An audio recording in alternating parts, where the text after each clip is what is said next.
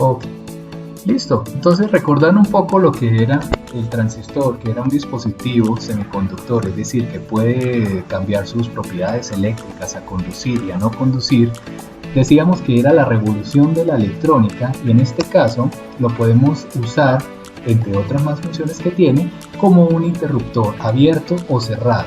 La diferencia es que el transistor lo podemos configurar para que sea automático, a diferencia de estos interruptores que la mayoría son manuales. Entonces no nos sirve para generar un dispositivo electrónico inteligente. Por eso es que es tan importante el transistor. Aquí entonces tenemos los 5 voltios donde me dice que el estado es encendido, y aquí tenemos los 0 voltios donde decimos que el estado es apagado. ¿Qué es lo que ocurre?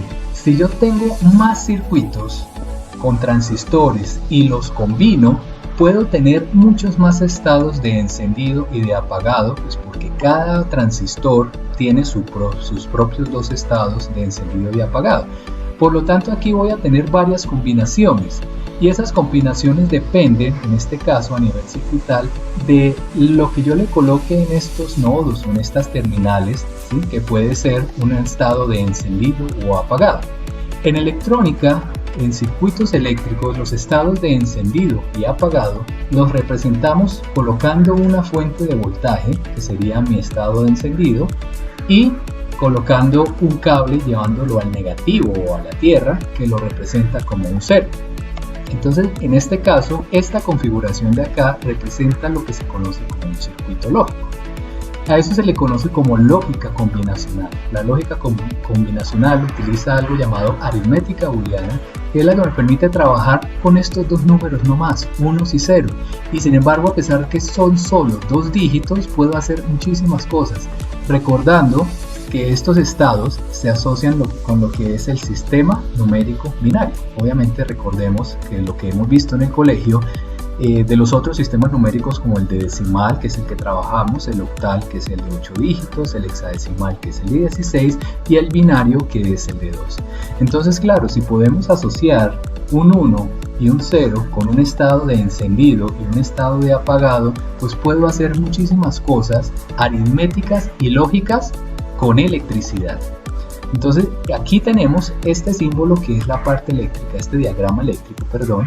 Y este diagrama eléctrico yo lo puedo representar por un símbolo que es propio de la lógica combinacional. A esto se le conoce como compuertas. Y simplemente tiene algo llamado que es tabla de verdad. La tabla de verdad simplemente me dice que dependiendo de la cantidad, dependiendo de los estados que coloco en la entrada A y en la entrada B, voy a obtener una salida, y la tabla de verdad me da las combinaciones que tengo para poder trabajar con ese circuito, recordando que este simbolito que está acá es este conjunto de transistores, que es un poquito más complejo. Y aquí pues obviamente voy a mirar las salidas. Bien, significa que si en la entrada y en la entrada A y en la entrada B coloco un 0, según esta tabla de verdad, pues yo lo que estoy haciendo es conectando a este nodo A un cable hacia tierra, en el punto B otro cable hacia tierra, lo que está simulando que estoy colocando un 0 en A, un 0 en B. ¿Mi salida cuál va a ser? 0. Entonces, en este caso, el multímetro lo que va a hacer es medir el voltaje que está acá. Entonces, debido a esta configuración no va a haber corriente, y aquí no va a haber voltaje, entonces me va a mostrar como 0. Entonces, su tarea va a ser hacer la prueba de cómo es la combinación de la entrada A en 0, la entrada B en 1, la entrada A en 1, en 0, y así sucesivamente. Esa es la lógica combinacional, y gracias a este concepto básico es que yo puedo hacer muchísimas cosas más, muchísimas operaciones algebraicas como la suma, la resta, el producto, y estas funciones que se llaman funciones lógicas. Esta de suma, resta y producto son sumas aritméticas. Bien, entonces afianzar este concepto.